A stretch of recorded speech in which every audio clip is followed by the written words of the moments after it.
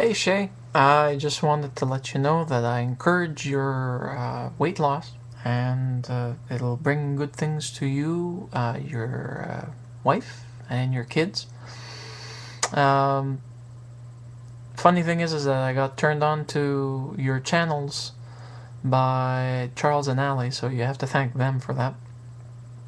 But I just wanted to give you a few tips. I've been separated, although that's not part of the weight loss program, but it kind of helped because I had too much frustration after 8 years of marriage. Things weren't going well, and after doing some self-discovery and some therapy with a counselor in regards to my emotional status, I came to the realization that I was actually eating myself fat because I was eating my emotions. I've already lost over 60 pounds over 3 months. I actually make that close to 6 months. 40 pounds in the last three. And I'm floating steadily at about 204, 205 pounds. I either go up or go down depending on what the mood is. But in regards to eating habits, I haven't cut potato chips out of my diet completely. Once in a while I'll have a small portion, but I'm using the Canadian Food Guide's way of doing the perspective in regards to food. The only thing I don't follow to a T is the portion size in regards to it, because they usually recommend a deck of cards as a portion for meat, for example, tennis balls worth of, I think it's raw fruits or vegetables, half a cup for for milk or yogurt or cheese or something like that. But I've discovered one better way of keeping things in check, and it's not by focusing and obsessing on your daily habits, but it is by maintaining something simplistic. I do know that you do need to eat your breakfast in the morning, and if you don't, that's where you need to start. I think Dr. Nemeth Oz put it the best way in regards to maintaining one's weight. If you start off with most of your calories during the morning, you do end up burning almost all of it throughout the day, so you do end up not accumulating as many calories. Your body has less chance of putting your sugars, undigested or unused sugars, into fats, so you end up not putting more weight on.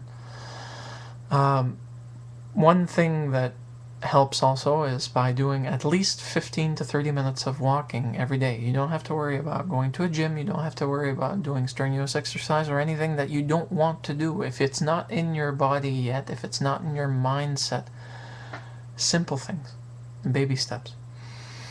After the morning's breakfast, which depending on what you want, as long as you don't overburden yourself with saturated fats or animal fats, you should be making progress. I don't know how it's going to affect the cholesterol level or anything else that's tied into our general health, but I do know that in regards to how it makes you feel, well, first off, your body gets a kickstart in regards to your lymphatic system actually working.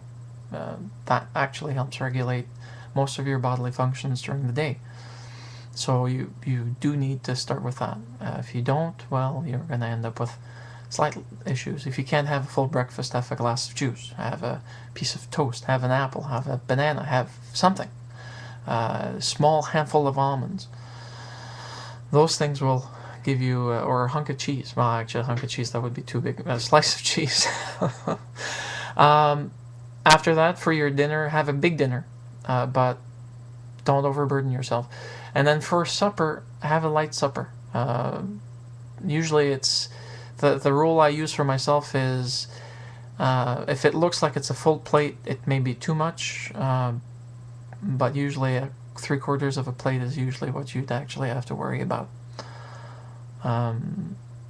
During my meals, I don't eat or drink, well, I don't drink pop anymore. I used to be a big pop addict, and I do mean big. And I discovered that cutting it down would work for me. I just can't stand diet sodas. Unfortunately, that comes from sensitivities to the aspartame and from Splenda, which it doesn't agree with my body, so I don't even go there. The best way of cutting it down, though, if you're having a hard time cutting cold turkey, try this.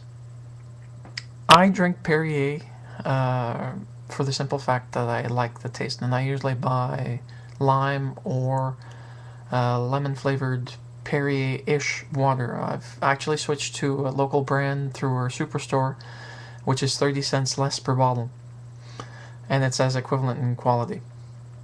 And then if I want something else than the Perrier mixed in with the taste, I usually put a quarter of a glass of juice that I prefer, or if you want to do it with pop, you can do it with pop, but you have to follow the same rule.